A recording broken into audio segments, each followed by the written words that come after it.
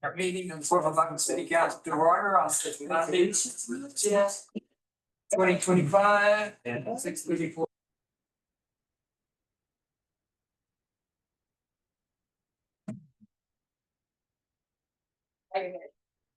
Lord, we come before you seeking your presence and direction. Open our minds.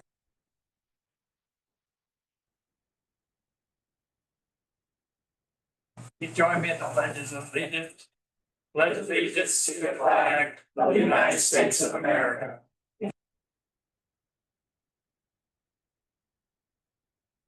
Indivisible, with liberty and justice. Texas flag. Honor the Texas flag. Pledge.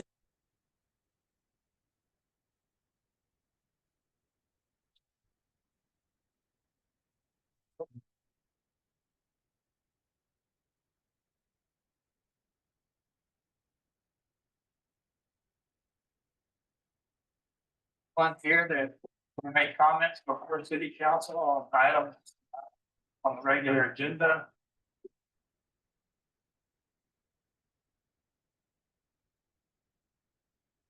On agenda item.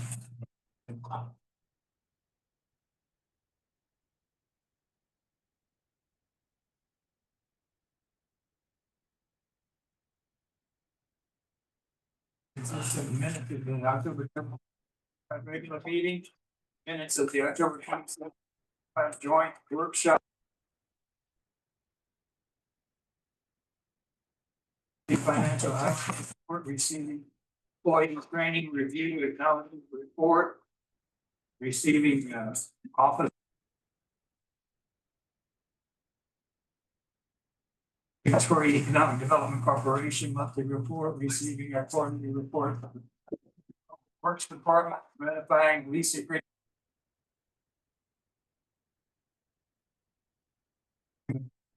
Department. With the consent agenda.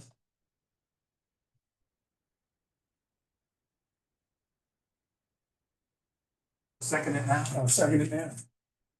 Motion and second approving the consent agenda as presented. All in.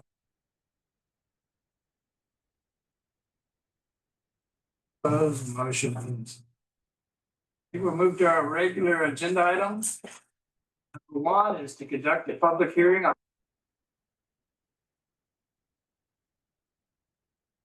Fort Leavenworth, Texas. David Kennett, our representative here to speak on it.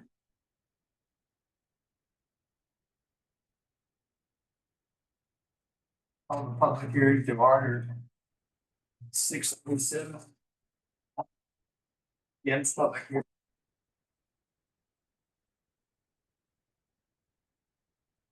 That's our PowerPoint. Oh, yes. I was about to say, if you heard this.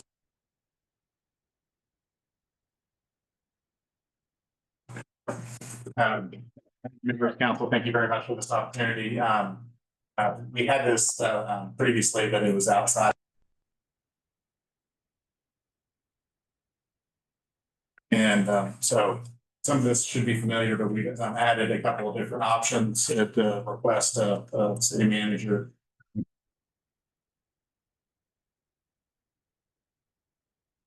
Just an overview of what tax increment financing, the concept is, the proposed TERS, and we've.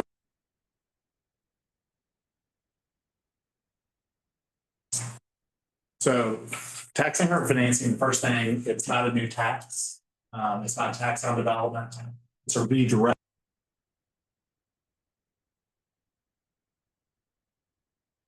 That kind of, if you establish a TIF this year, January 1 of 2025 would be the base year. Any area portion would go into general fund. Of course, you have the option of going to 100%. That is not.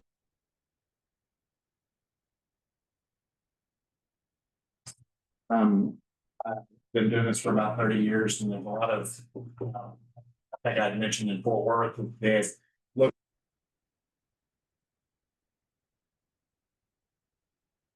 City Hall spent money downtown. It's in 1972. They said, well, we have $300 million worth of value, where our taxes. Make investment here, how do we make sure those dollars stay here? And the TIF is that mechanism. So that's what a TIF does. It's basically just targeting. If I can interrupt you, Yes. and all of you who are at TML see what that TERS did.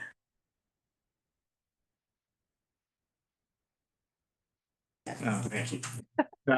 My favorite slide, there's only two ways to generate increment. Through new construction or investment, or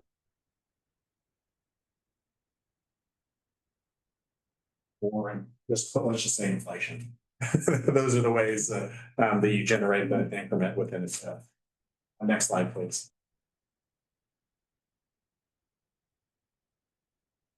Brings development, which increases property values.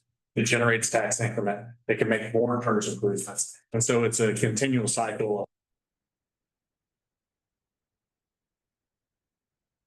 This is from the Texas Comptroller. And it's why over 650 municipalities around the state of Texas are using TIFs to encourage development.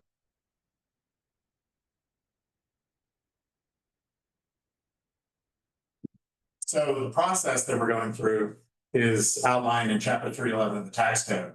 And it has two ordinance, and then a second ordinance, which is the TERS project and financing plan. And a lot of people.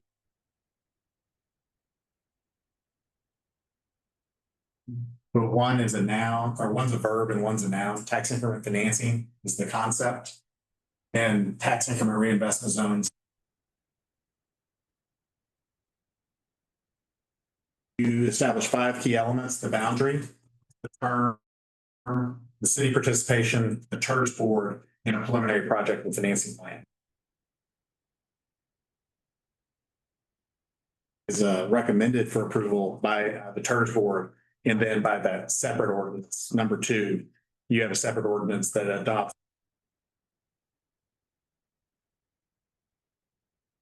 And that can be amended, but if you increase those costs, you do need to have another public hearing and go through this process again. Next slide, please.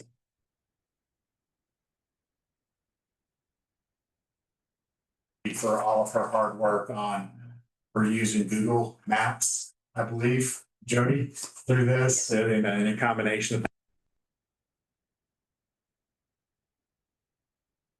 elements that were not on rolls January 1 of 2025, but will be on rolls in January 2026. So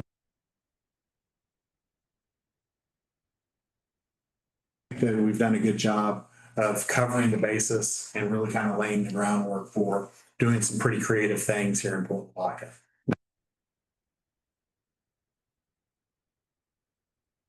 Those are the things that are under construction now that aren't currently on the tax rolls.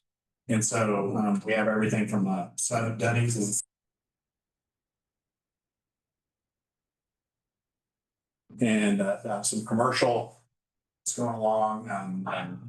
TEDC has a building.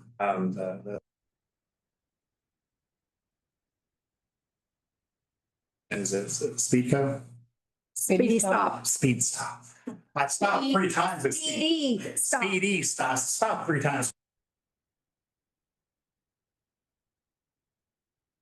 Of mine, but we do believe to air in my new car, to put it in my car. No, but he said you need a new.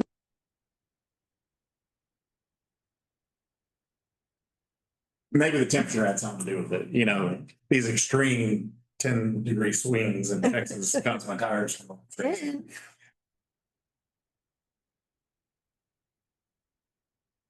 Particularly along the 35 corridor, other areas, restaurants and single family, some light industrial. I know SR stands for quick service retail. That's kind of like a Taco Bell, Chick-fil-A, McDonald's, those type of things. We have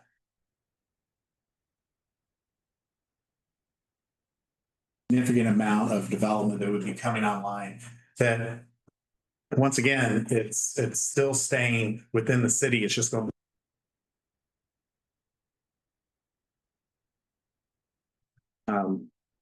I can't even read that from my head here. I'm getting so old. Was it 220? 229. That, so over time, that almost grows. Next slide, please. What is the single family? Is that apartments or individual homes or? Slide. There's, single family is gonna be home or Right there. duplex, and then the To the north. multi-family is gonna be apartment.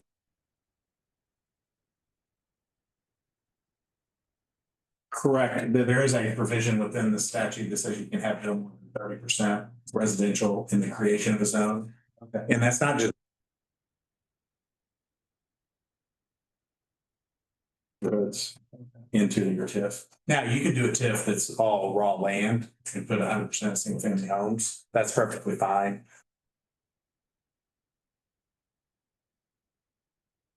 Cause you're not, all you're gonna do is appreciate on those, really.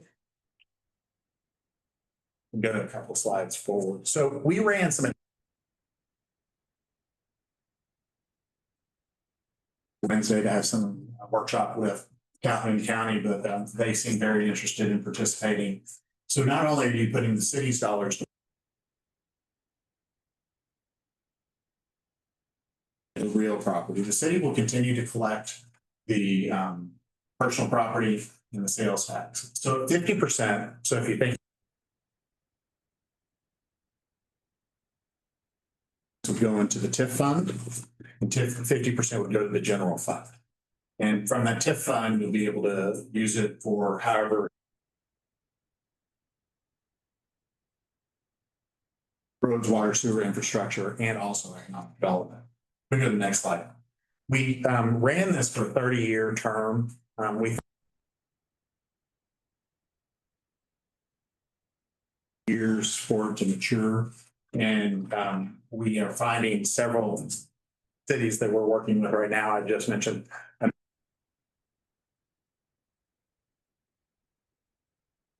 They want to do it, extend another 20 years up of their TIF because they see the financial benefits, because their tax base is not to some of the legislation out of the state. So as you can see, we have a significant amount of revenue. 50% rate. We also ran a, the county has indicated they'd like to stay at that 50% rate, but we have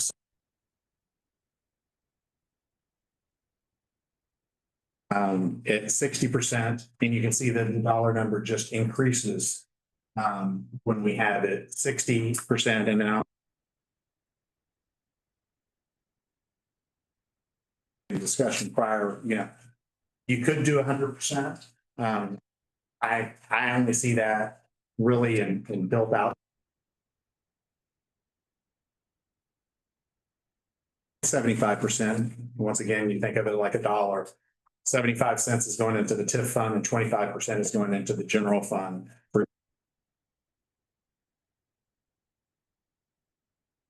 Just from when you're calculating your ad valorem tax rate on an annual basis. And so that's committed throughout the term. So once again, if you change what it would require when this item comes up is just a motion on what rate you want. And then that would be reflected in the project and financing. Either way, up or I down, know, but I mean, if we adopt the 75, then we can change it down. later down.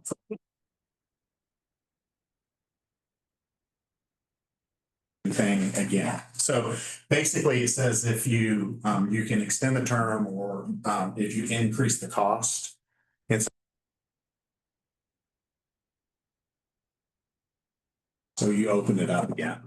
So I'm finding a lot of cities. I have another one with LaGrange. We just sent out documents today.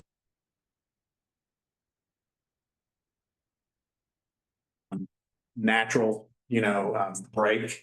And so the TIF just provides a lot of advantages and also tells the development. And basically, if they can put up the infrastructure, you have the mechanism to reimburse. Next slide, please.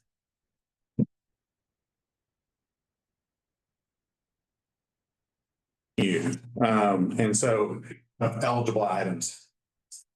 What this does, once again, it serves as a menu of potential expenses. Dollar amount, this is what Jody was talking about. So if we change that dollar amount from 94 to go to 121. If you ever exceed that cap, and you want to continue on with the TIF either closes or you hold a public hearing.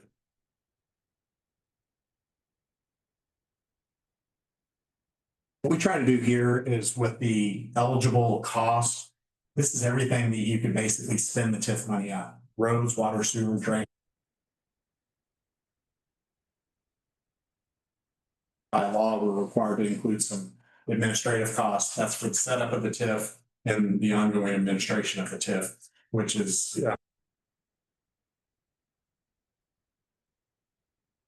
two mother may I's if somebody wants to ask for TIF money.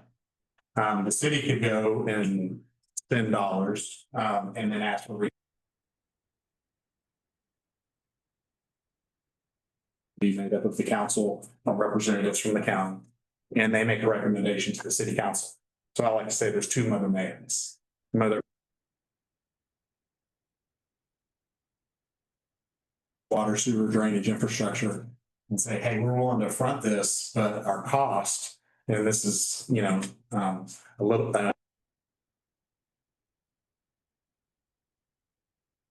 right, they can ask for it and say, hey, we're willing to front this cost, but it's going to be in the public right away. Could you reimburse us?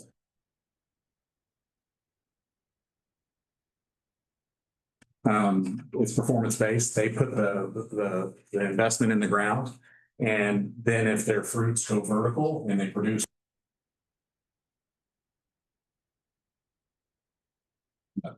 just to kind of help their economics work and kind of push the project over the top. Next slide, please. Are they allowed that?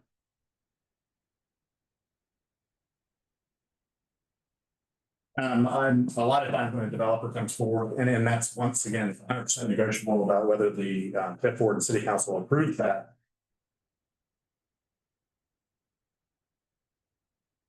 Front to put in the road that you require to meet these standards, and this is really a road the city should be building. So typically, they'll say their interest rate is 10%, and the city says theirs is 3.5%. I like to fall on that 5%. It's all negotiable. That high that if we can land at 6%, we charge you 6% on the outstanding balance. And so they're losing a little bit of money.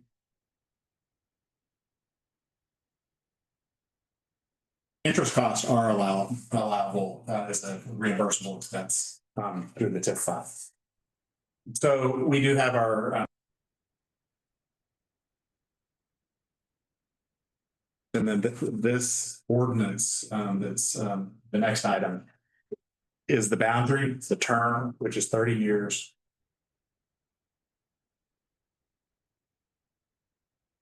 Each participating taxing jurisdiction getting one seat on the board.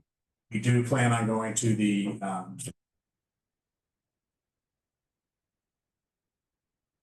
have a vote on the interlocal agreement. I've drafted that. Anne Marie's already sent it to their attorney. The following week. Yes, that's 12th and 19th. Yeah.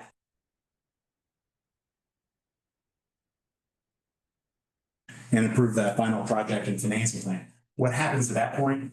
You set up a fund. And so those projects that are under construction,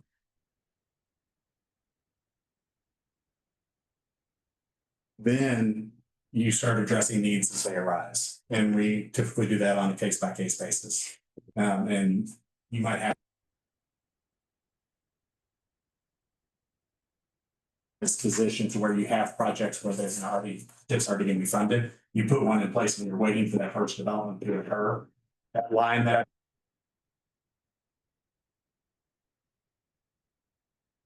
sales tax and from a hotel occupancy tax, but then on the real property. Today, we're talking about the real property, so that is 60% or 75%. And that just a procedural thing. If you ever, let's say we went with 70.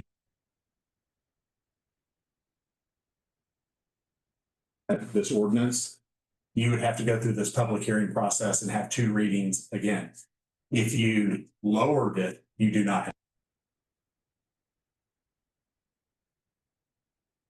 the public hearing notices and redoing everything, because as I mentioned before, that's the cap versus the cap. So with that, The district calculates the term that separates the taxes. yes, sir. So what file, and basically they will plug that in and it populates all the property IDs. And then it's we will, in January 1 will be the first calculation. And as you know how that tax process goes.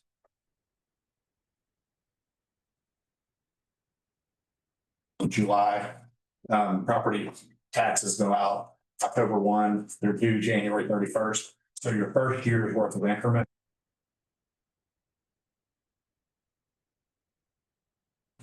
So you know, the 13-month lag from the time when they take that snapshot to when we have that. But we have money because we have.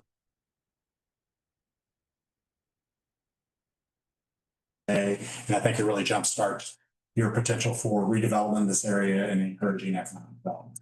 So I've got a question. Yes, sir.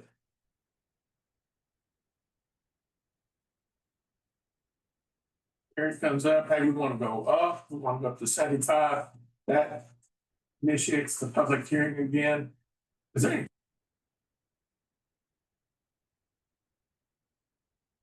Your project and financing plan, because your cost will be going up. So the statute reads that if you're increasing the cost.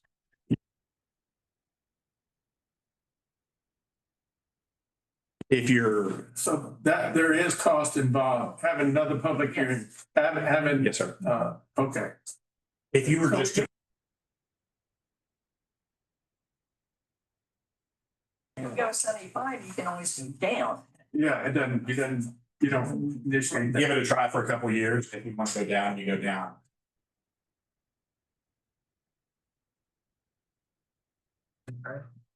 So I mean, there is still some cost. It's, we presumably would hire a consultant to do that calculation for us to.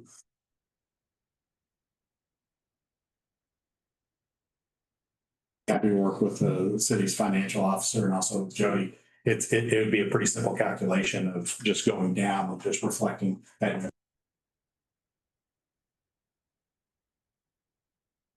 The projections is the key because this number is going to change because your tax rates change. So each year your tax rates change. For the past 5-6 years, the tax rates have gone down in the state of Texas due to tax rate compression and the 3.5% growth cap.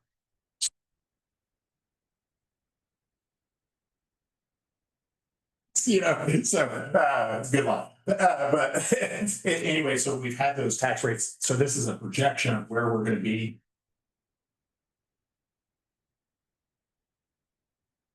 Development, we think we've been conservative with the projections.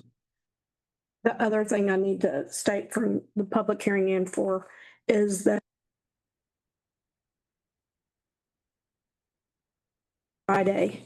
So I'm hopeful, although it's pennies, you know, really compared to everybody else, because their tax rate's 0.00. Participation to me is important, and I think that's why they're willing to consider it. That's divided by.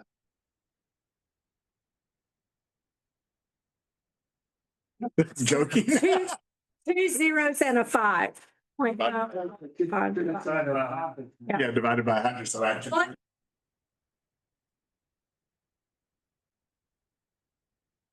So, But it really is great to have, particularly the county on board with the city on an initiative like this, because that.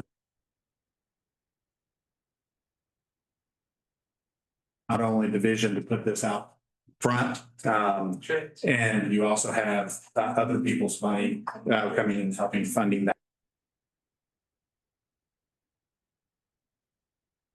Now, their dollars have been going to these other things, and they said, how can we make sure that our investments, that those dollars are coming back to support the.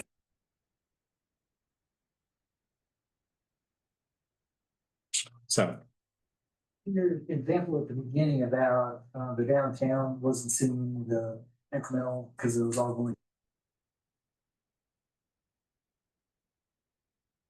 To be in a similar situation where, say, because all the incremental income is coming along the 35 corridor, nothing's coming downtown, so are we gonna have the same?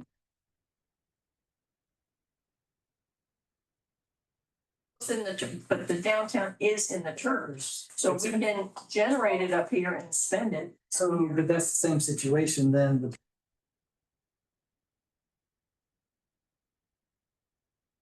So, I mean, that was your example, so I'm just kind of. Well, no, but I mean, if you look at the map, I don't think that we're, if you can you go back to the map and a couple.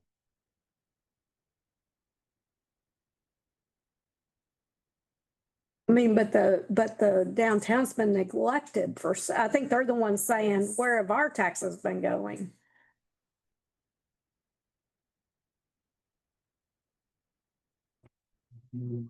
So I'm just. That becomes, and that's certainly a question that we get a lot, that just becomes administrative.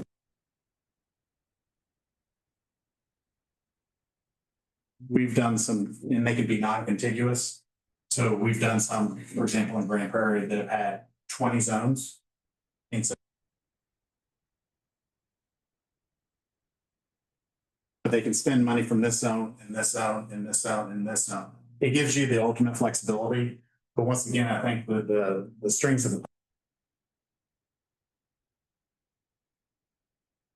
Wise choice of the use of these valuable TIF dollars. You think that might cause some community conflict?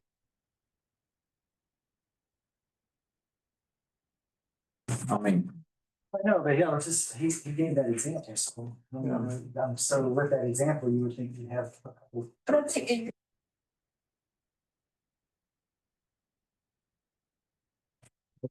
no, the example was that.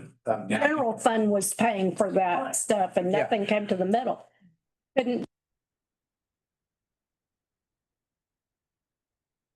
Be distributing. Everybody would agree if we did something with our downtown. It's gonna go as a first. And the Bayfront as well. Yes. And that was the argument. Nonetheless, that there was some property owners that said, hey, where are my taxes going? And they weren't going anywhere.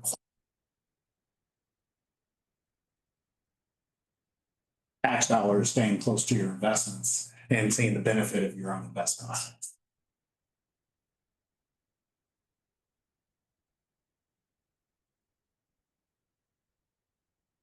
This is also a different kind of TERS than particularly to a project. So if a developer brought a project and you created a TERS for that project. And hopefully will come. One last comment I'll make on the TIF is I think that.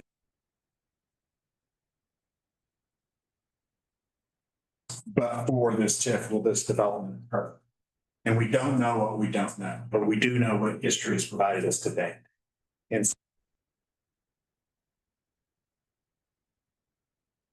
all the development community are looking for ways to where they can offset project costs and deliver those projects.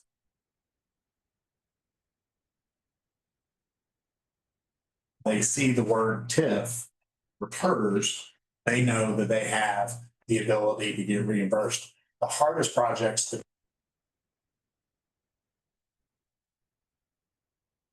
you're also establishing market and you're having to pay for everything full boat. And so that's a lot of risk for a developer and for a banker to.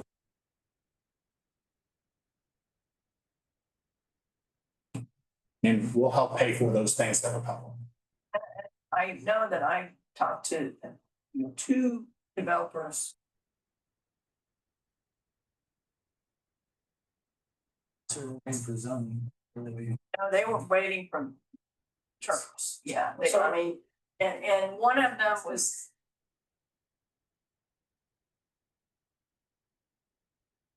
They came in thinking they were just gonna do this on their own, but when they've gone through.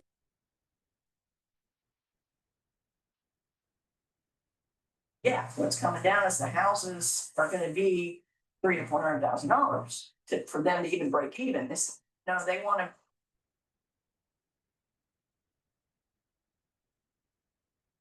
Get some help with the infrastructure. That's where we can come in and help reimburse them if maybe all of it.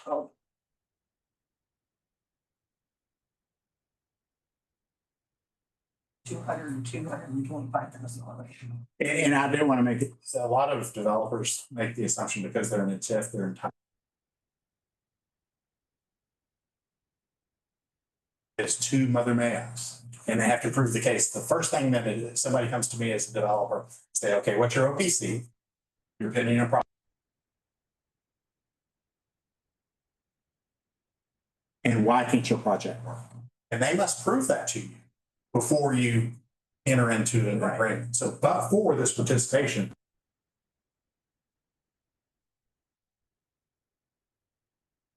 So you made a statement just a little bit ago that it will automatically create a market. Are you saying it's in the market? What do you? No, I know that you have some development that's underway right now. The car wash.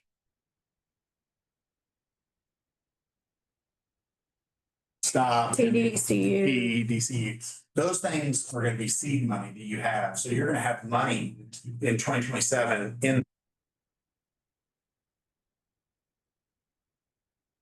Do investment and wait that year and a half. You're gonna have immediate money within that TIF fund to be able to seed project.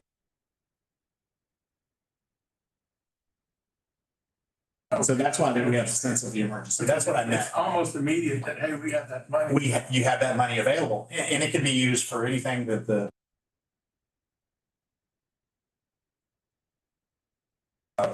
But we typically look in public-private partnership, what's the leverage? So a lot of times we talk about, okay, for every $1 that. 1 to 10 ratio. Think of it that way. So and I try to educate y'all kind of look forward when you're working with a developer. Doesn't make.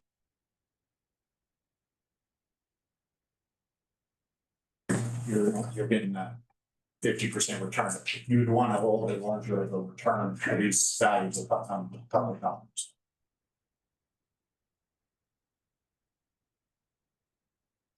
You're saying we in these future developments, are we retaining your services to help us negotiate with these? I think Anne Marie and I'm happy to do so. I'm working. Last week, this is our busy time of the year. I was just in Seguin and they did a.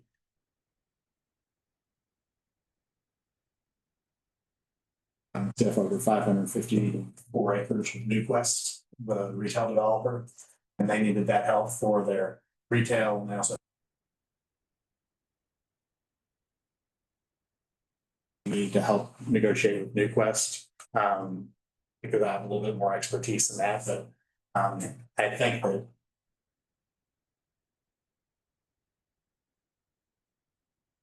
We're not getting, this is not an entitlement. You haven't proved to us why you do this. And then the line in the sand is.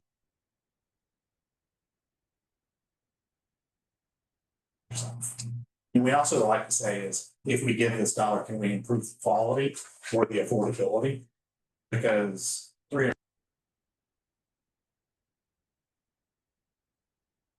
get them down to 275, 250, something that's more affordable. Those are all decision points that you have. So when I say the collective we, I mean.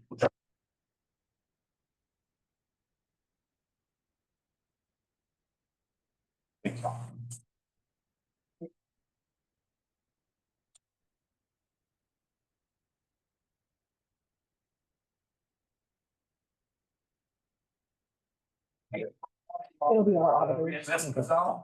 Hearing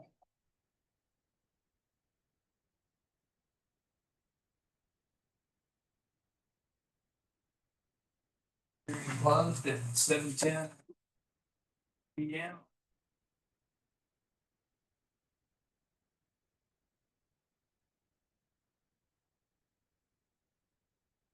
Consider second and final reading of ordinance S-6-25 of the city of Palm designating the geographic area within the city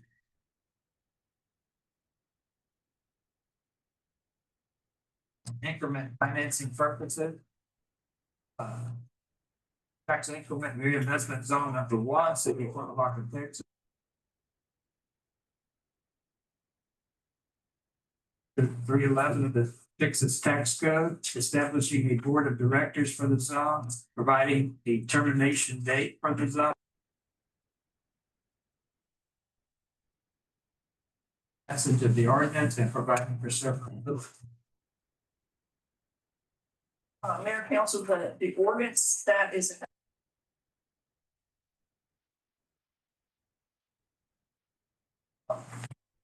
Meetings in section 6, there is the highlighted portion in.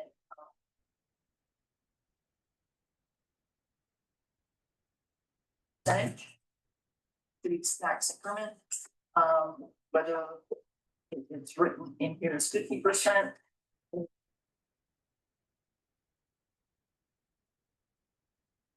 And remember, and we are able to relatively usually go lower.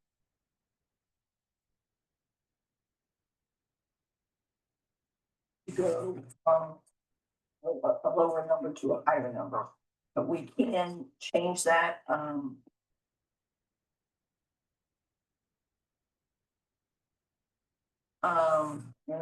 as long as we're not trying to go above whether it's set here, this is the ordinance here, it's.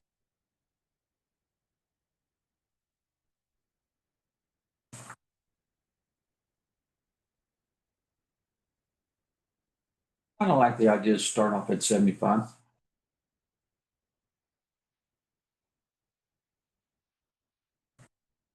I'll go with that. It'd be easier to go down. Or not.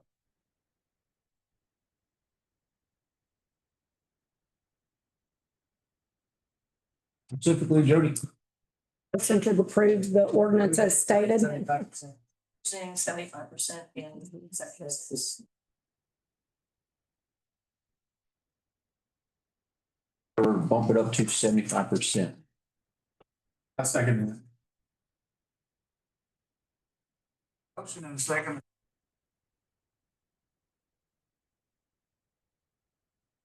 Zone as presented with ordinance S-6-25, establishing the.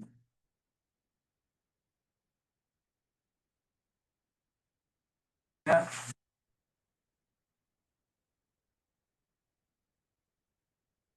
As presented.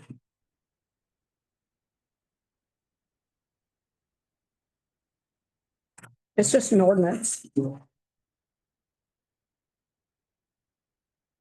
I mean, that's different city council. Andy puts it in a machine, but if y'all want to vote around the room, that's fine as well. Some councils prefer to do it that way for everyone.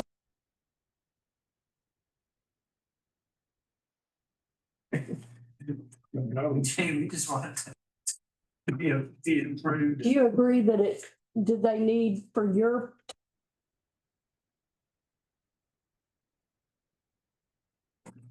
Just a majority vote.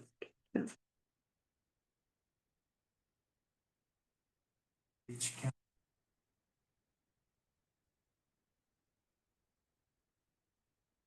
We do need a vote. You need it, right?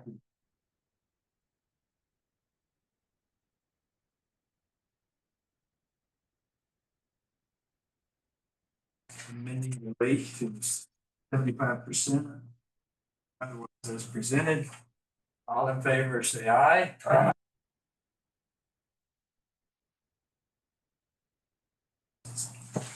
I would encourage anyone who would like to participate from city council, and the commissioners court will be holding a workshop at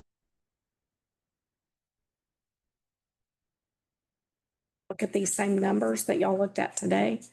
The judge indicated that he didn't believe the court wanted to go more than to look at the numbers. That's the only reason they're workshopping, is see how it works and the numbers. Also at 10 o'clock on Friday, they will be considering the interlocal agreements for Point Comfort and Port Lavaca, in case any city council members would like to attend.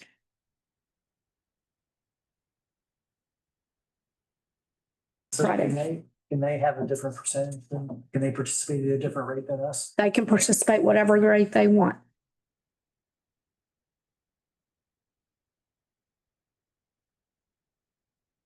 We will then move on to agenda item number 3. Consider the second and final reading of ordinance G-14-20.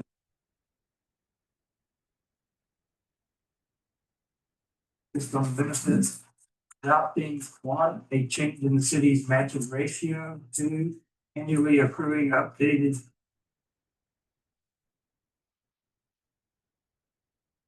and annually accruing annuity increases, also referring to the cost of living adjustments for retirees and their beneficiaries.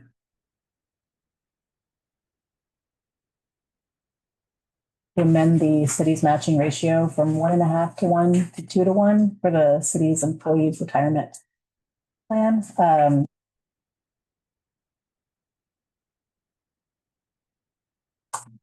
This is to get us in line with other cities. Yes.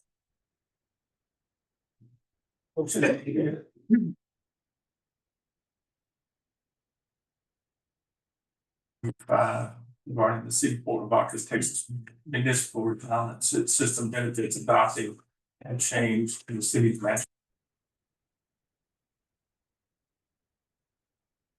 Yes. Second.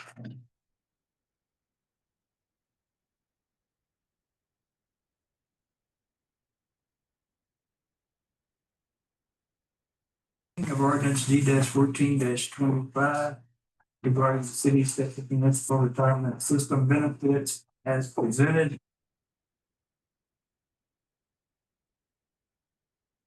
Any opposed, same sign? Opposed, the motion passed.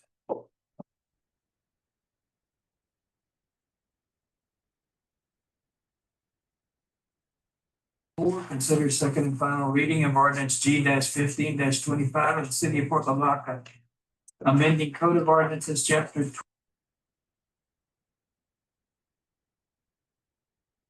vehicle, junk boats, junk trailers, junk towable recreational vehicles, section 20 -90.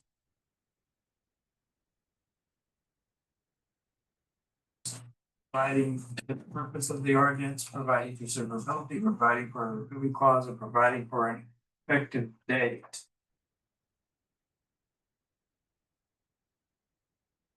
That can speak to this, in your memo, or packet memo that, put together.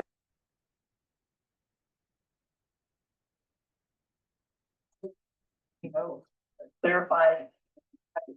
Are dealing with junk vehicles, and by definition.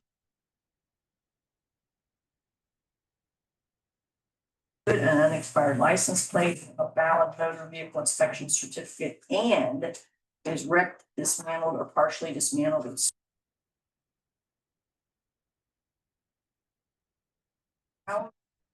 on public property and 30 consecutive days, 16 Bradley.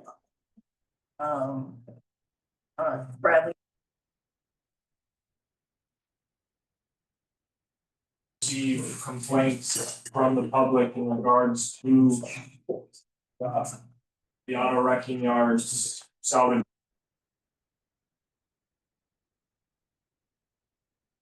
Where there's 1 to 200 vehicles. Or in plain view. Main thing is that. These private properties. And what, the ordinance as proposed here is in line with the discussion we had.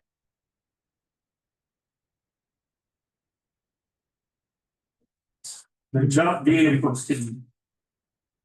How does a junk trailer fall? It was never, a trailer was never intended.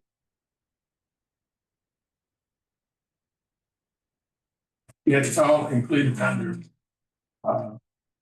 Trailers underneath. Vehicles have a separate.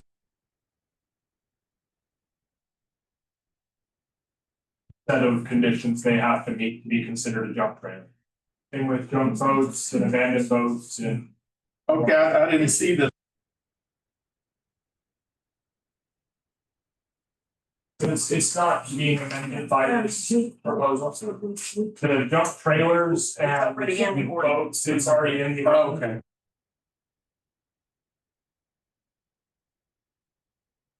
Interchangeable. Thank you, Brad. These complaints that you're getting, they're just like from the general public? Street, Austin Street and Barbara Way. And I think item.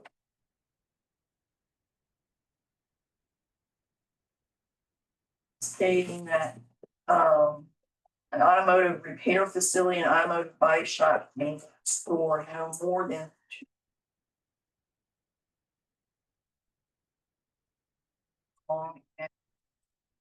A store, no more than 2 junk vehicles outside a building or fenced-in area, so long as each vehicle is owned by.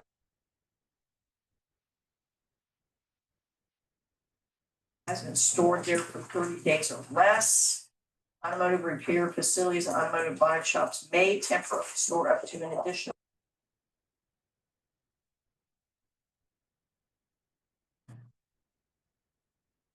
The meat of the ordinance is that item 3. I recall last week.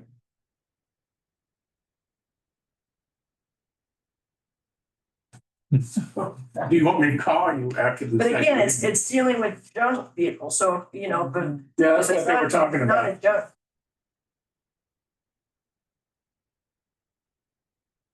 And the penalty for violating this is fines, right?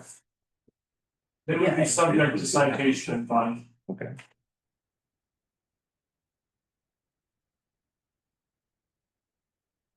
It's still, Well, But that's not in this one.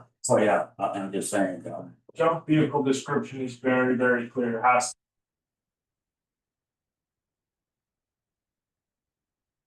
If it meets, say, has a license plate, is operable, has a good,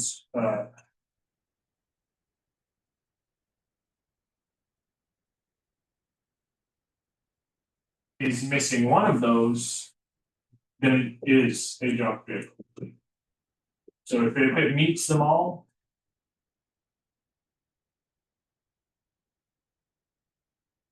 It has to have all. Can they declare it to be yard art?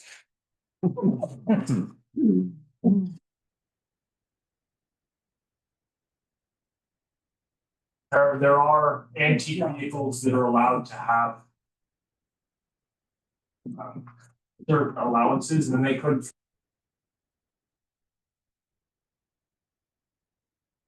But. Yeah, that would be dependent on the council's. They don't have an art card here. It's ordinance. And that's. To Mr. Melvin Garrett and Mr. Damon Garrett that would like to speak on the matter as well.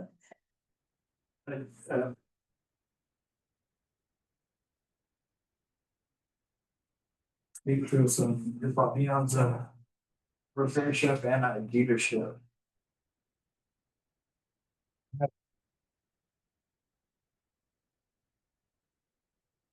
and found out what was going on.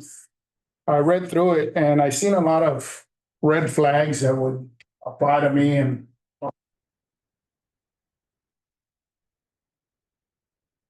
was where it really didn't make give a good description on what a job. Mr. Schaefer. Yes, Mr. Schaefer. It brought up more questions. First off,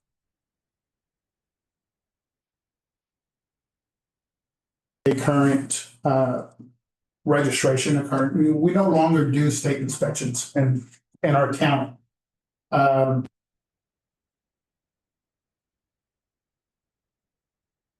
As he mentioned a little while ago, your antique vehicles, they don't even require a sticker on the windshield.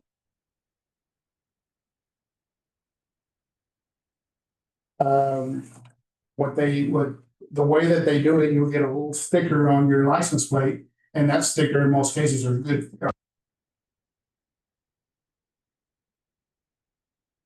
The thing, the 2 junk vehicles per shop. If we were, and I'm sure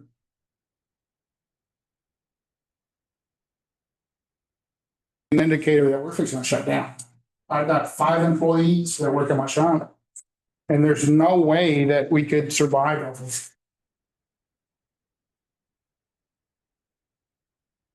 Was meaning that they're missing parts. And that is eye of the beholder, what a junk vehicle is. Eye of the beholder, it depends on the whimsy.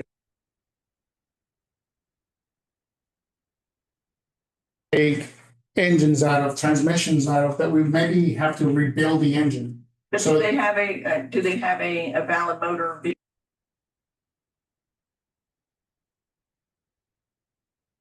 In some cases, yes, in some cases, no. The reason I say no is because, say, for instance, if a vehicle comes in and their sticker expires. Transmission or whatever, in order to get that engine or transmission in, lots of times they may come from Canada, from California, from many different.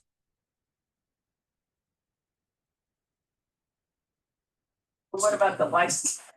Why will we have a license plate on a car we're trying to resuscitate until we resuscitate it, find out it's able.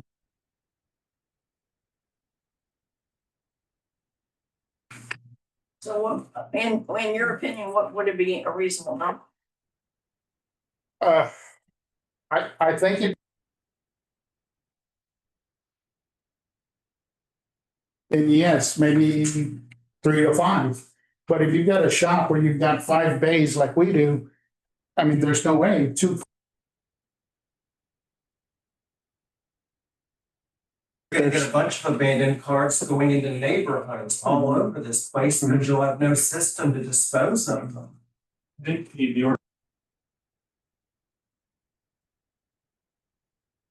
Public meeting. Yeah. That's a magical thing. You're basically imposing upon us tens of thousands of dollars to build.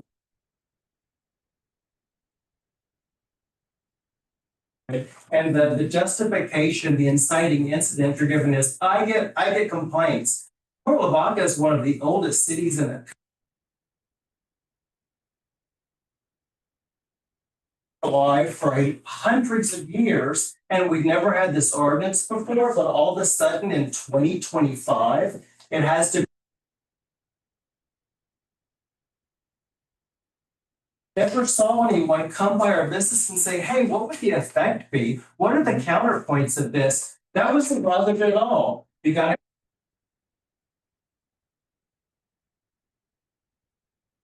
Millions of people today in the United States complain about the Democratic Party. What are we to do with that? Let's like arbitrary power.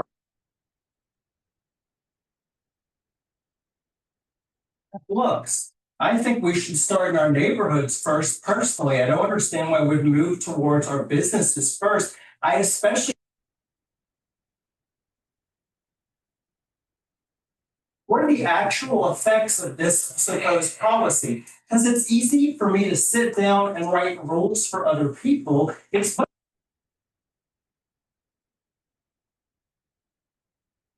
But you didn't consider that at all in this code enforcement write-up. And again, this is being forced on us with like, we're just finding about it.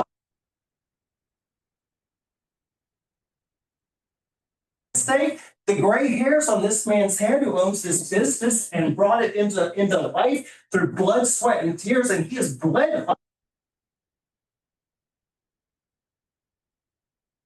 Insulted because I get complaints all the time. My wife complains about things I do all the time. She cites me and writes me up.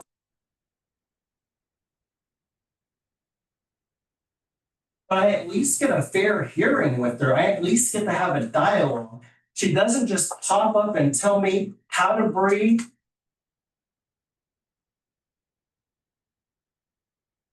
I've always said there are two kinds of people in this world. Those who want to control other people and those who don't want to be controlled. As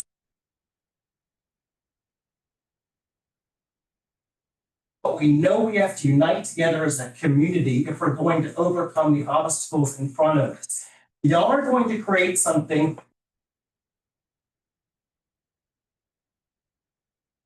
about this community because you'll have no vultures that are able to pick apart the body and gently bury it or dispose of it.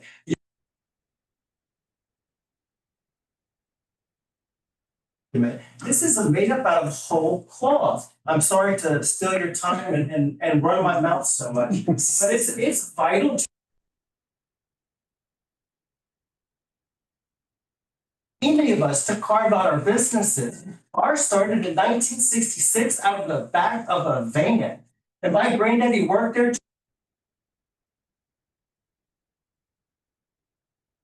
He bled into the business to grow it to the small business it is. I'm sorry, I apologize for interrupting.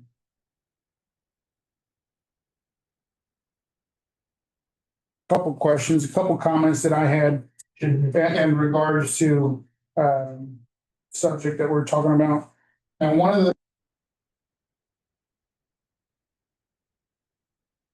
if this ordinance was to pass, and I'm only allowed to have 2 vehicles outside of my shop. Vehicles. Well, vehicles that we're working on that are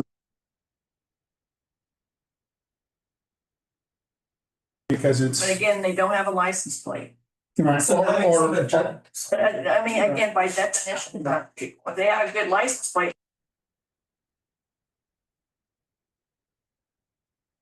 it didn't state it in the paper or in last week's minutes what the exact definition is, word by word.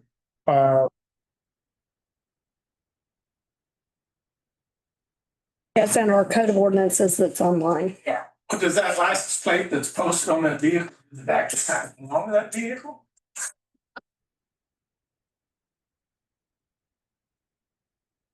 Serious crime, Mr. Tippett. So Well, if you drive it, it is, not if it's parked. Just stick to water meters. It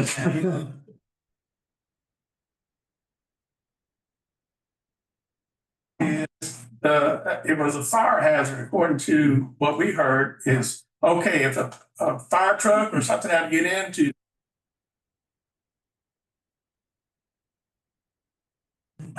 Very difficult for them to get in there. So maybe we could resolve that. yeah, that I agree with 100%. I mean, we try to keep it just doesn't. And like I was trying to say, if this ordinance was to pass and I'm only allowed to have 2 junk vehicles outside that could be plates on it or has an expired inspection sticker. And then I have one of you guys come, I need to fix your brake. Your vehicle there because I gotta pull other vehicles out in order to get that done. So then we gotta resort to being sneaky or say or somewhere else, go give them your money because we're not allowed by ordinance to have the vehicles in.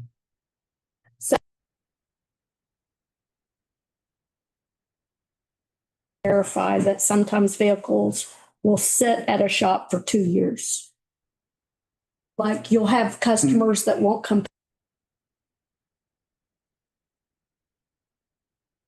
your place becomes a junkyard instead of a business. If there was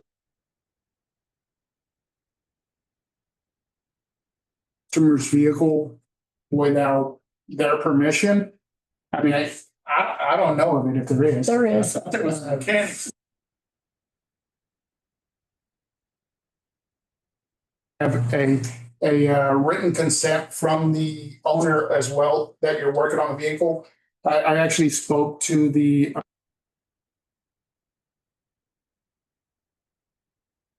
past and their words exactly to me were, if you don't have written permission that they left that car there and it's charges on you for stealing the vehicle. I don't agree with that, and I'm an attorney. That's what I was explaining. Very often, the only time that happens is if we've got a classic vehicle that we're completely redoing. And I've got several of them right now where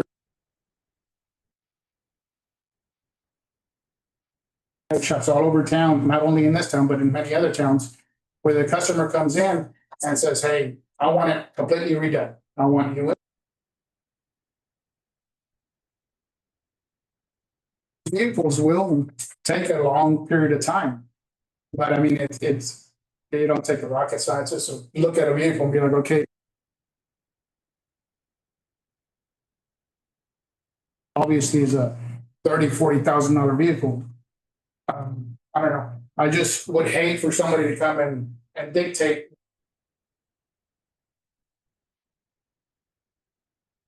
How many vehicles did you say you think you could have at your shops? I don't know. I can tell you on average,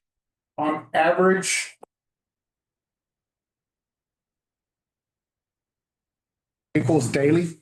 That are junk vehicles. That are vehicles that are not running or that we have to go pick up They with don't our, have license. a lot of them don't.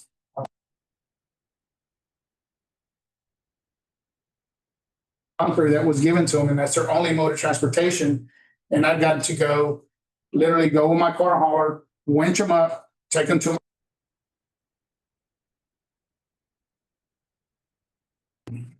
And then the customer's picking them up. That's another thing.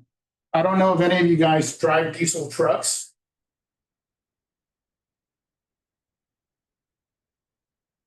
Will cost you over $15,000. So I get customers, they'll come in there all the time and we got to put engines or transmissions in there.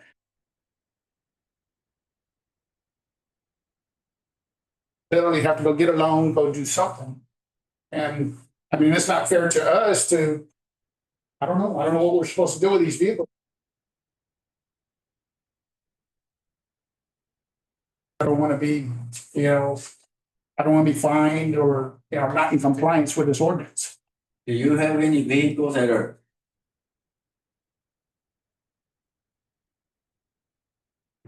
Very rarely. I mean, it does happen, but I can tell you probably right now, I don't have any.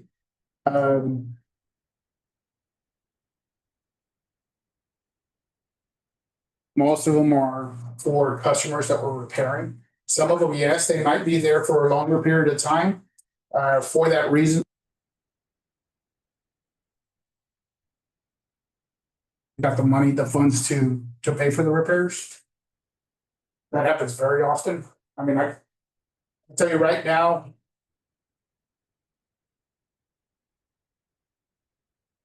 We've already fixed them. They may have expired stickers or no plates or whatever, but they're not junk. I mean, just got them up and running.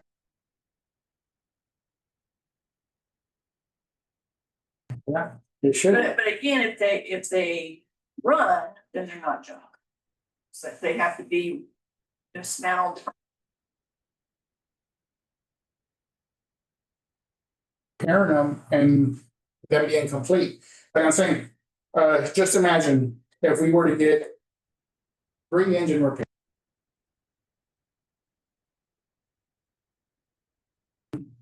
Or we remove the transmission, we got them up on car lifts and we can't get them out of the shop because they've got no wheels on them, they've got no engine exit.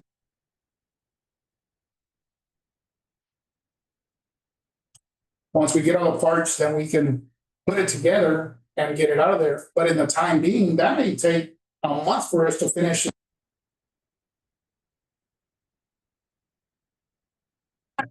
What I might suggest, I mean, we workshopped this, but, I mean, we clearly got some people that, you know, that weren't.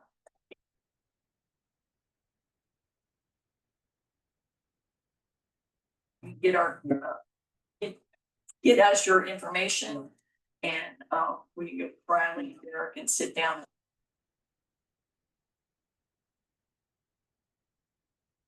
But anyway, got business, but the idea is to address this issue that we do have with truly dark vehicles and.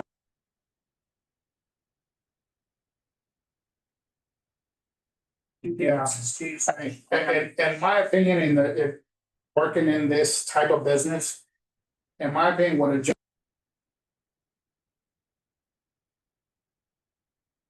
I mean, because if it's got a few missing parts, hey, maybe Joe Blow just doesn't have the money to pay for that part right at this moment, so what am I supposed to do with this vehicle? Gonna be all in the neighborhoods.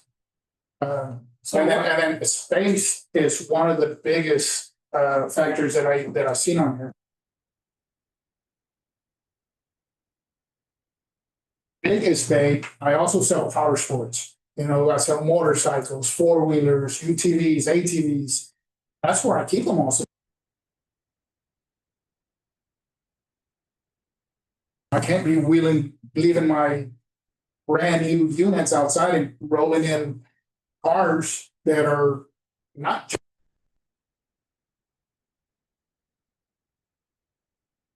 I don't know what the heck to do. So yeah, and a junk vehicle would be, inoperable for 30 consecutive days.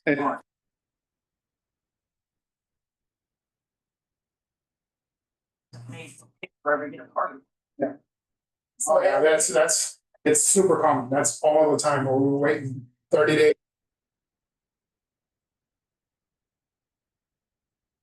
So the vehicle's there, it may be a 2020 pickup truck and it's sitting there and we're waiting for a vendor to get a transmission for. Wants to pass on this and we can make sure to get with these gentlemen. I'm favorable to that, but I'd like to just sit down, maybe do an audit of their facilities.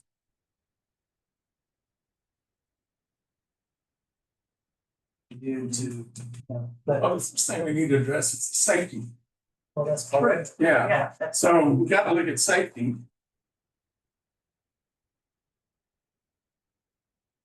It's about safety and they made up arbitrary rules. Arbitrarily. I'm talking about being a fire Your hazard. fear I'm talking versus about a fire hazard.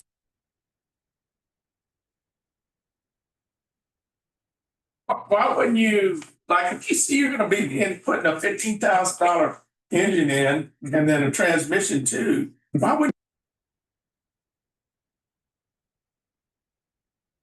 They don't need it. Who's gonna do it? They don't need it. Have you ever? Because they don't pay you, then you have the right to, take that. Lots of times.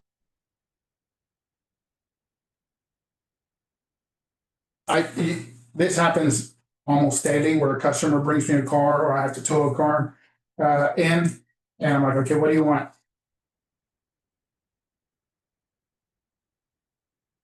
And then I hand them their bill and they're like, oh man, I didn't know that. I didn't know a transmission cost that much. I didn't know an engine cost that much. What am I supposed to do? And then We don't want to put anybody out of business. I mean, I agree with the safety aspect of it. I mean, you don't want to block anything.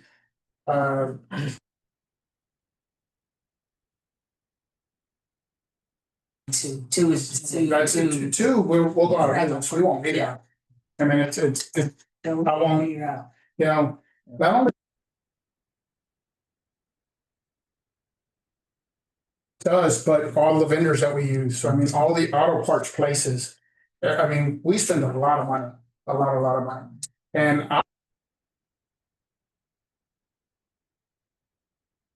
they're way bigger than me, so I can imagine they bring in a lot more revenue than I do. And I know that they've probably got a lot more. auto parts stores, I mean, I know it has a store, but I guarantee you they get parts from lots of different vendors in Calhoun County, the same as us.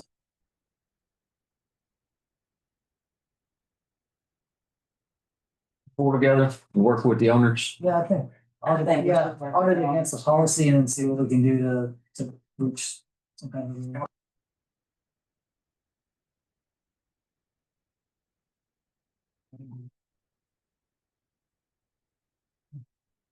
He's pretty much addressed my issues. The city of Port Lavaca got a little over 8,000 from me. This is very intrusive. It's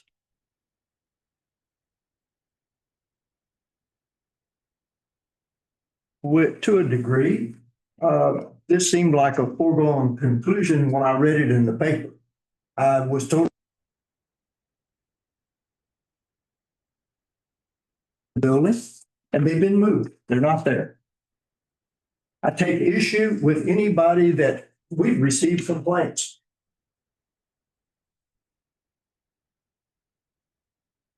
I should be able to address the complaints. Not just a vague, we've received complaints.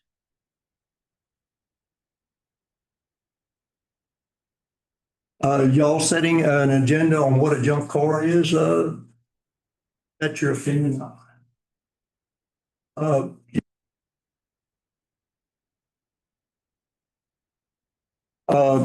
A junk vehicle to me is one that is dismantled, no wheels. It's been in one piece and it's parked properly. I don't see an issue with that. Trying to put a fence up around a building is going to be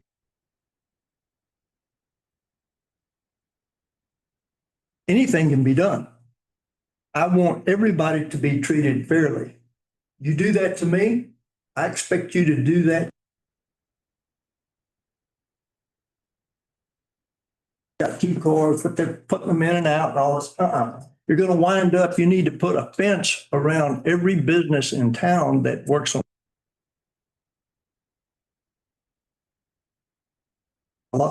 wherever. And somebody decides to open a shop, give me a break. But in a commercial area where you've been there,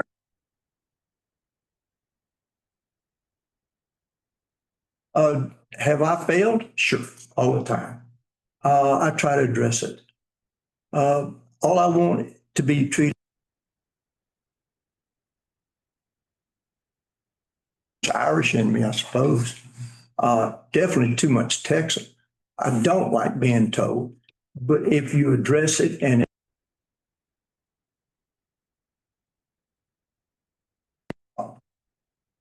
that's it. I think maybe one of the problems is where they're parking their cars. They're parking their cars like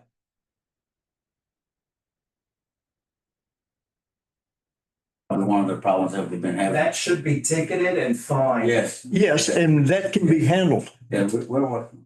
But that is one issue.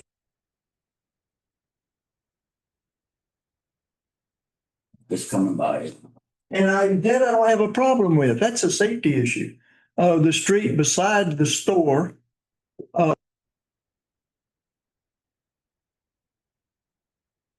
this is city. Potholes, it's good for business, because if you didn't know, you'd drop a ball joint.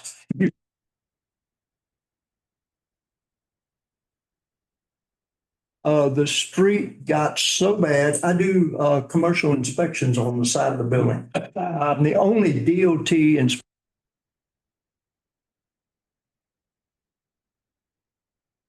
That's where the inspections take place. Young people, they drive too fast. I was young, I drove too fast.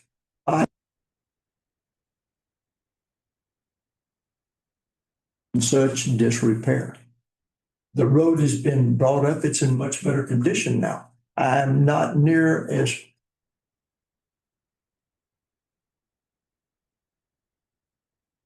all I want is reasonable and fair. And if you do it to me, you're fine. Everybody.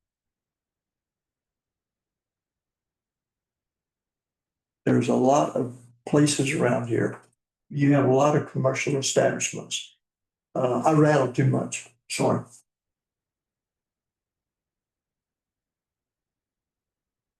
On everybody else's time, but I'll keep talking.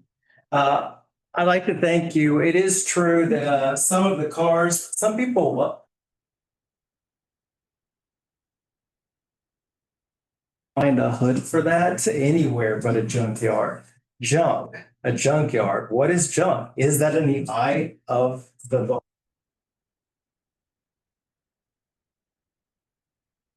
I think is junk, but if it has value, it's not. Now, in my house, at least I'm not forcing you to look at it. If you that's part of our big, like, why would you just do this out of the blue to feel like you're doing busy work? Because and let me finish the thought and then please attack me on it. Why do this without first going to your fellow this business to look shiny and pretty so that everyone who goes through knows that Port Lavaca is on the rise? That would be lovely. A new mechanic in, and we are trying to work our way through our car inventory, not where we like lose tens of thousands.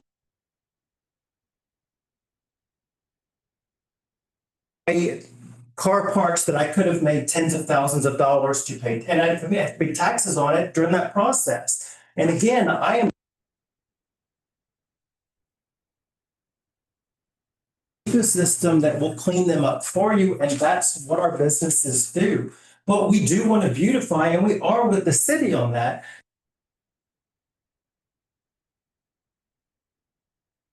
And be braining people with it. Why not go and say, hey, we want y'all to have a cleaner business? Because you hear an enthusiastic why it's gotten to where it is. These are the things we're trying to do about it to overturn and make for a cleaner business. But that's a totally as if they're just to be commanded. Oh, I see your problem over there. I mean, the problem with being a person is I judge everybody.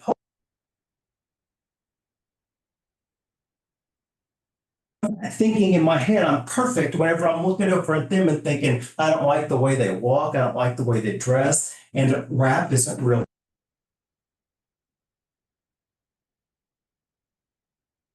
But again, we would love to I want Port Lavaca to be on the rise. This is one of the oldest community in Texas.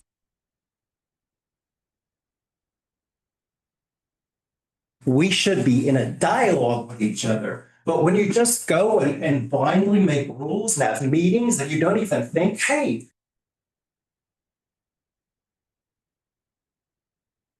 both sides of the argument. Because most people aren't evil or stupid or bad. We're just all very self-absorbed.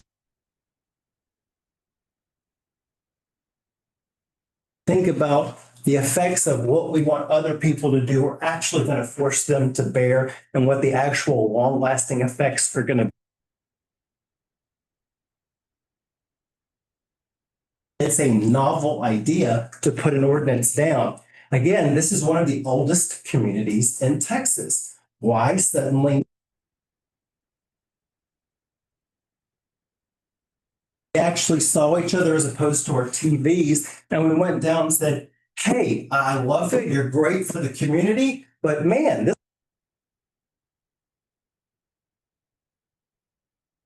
Because if you started there, anybody, not our business, any of these businesses would say, you're right. This has danger, but at least you know what the full scope of the issue is instead of just guessing it and guessing.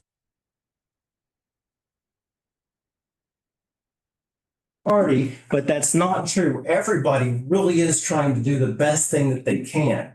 And it is the consideration of all of us. that is good for all parties. Those are the things that blah, blah, blah. I just rattle too much, like my old man.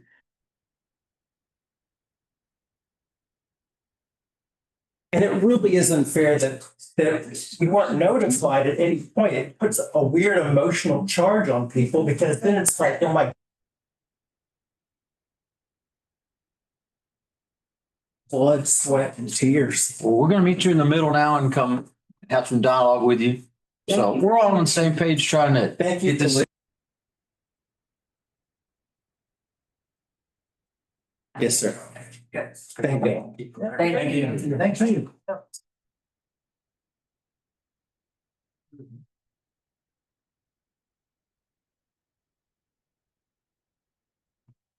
Passing is in lane. We need a motion. Motion Pass. Motion.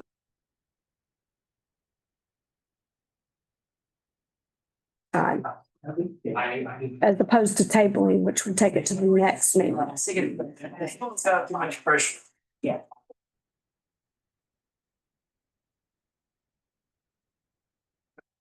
Aye. Any opposed? None opposed, motion passes. Agenda item number 4.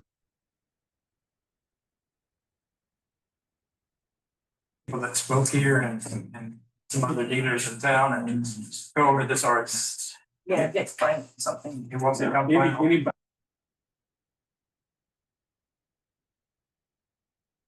Thank you for doing that. To clarify, when you say pass, you mean defer. Right. Yes. Pass. Yes. Pass, don't Yes. Yeah, we're not.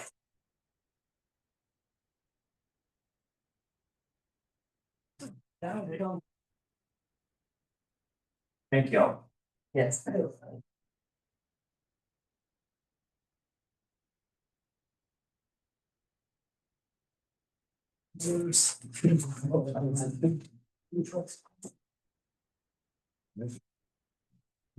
I'll take a 5-minute break.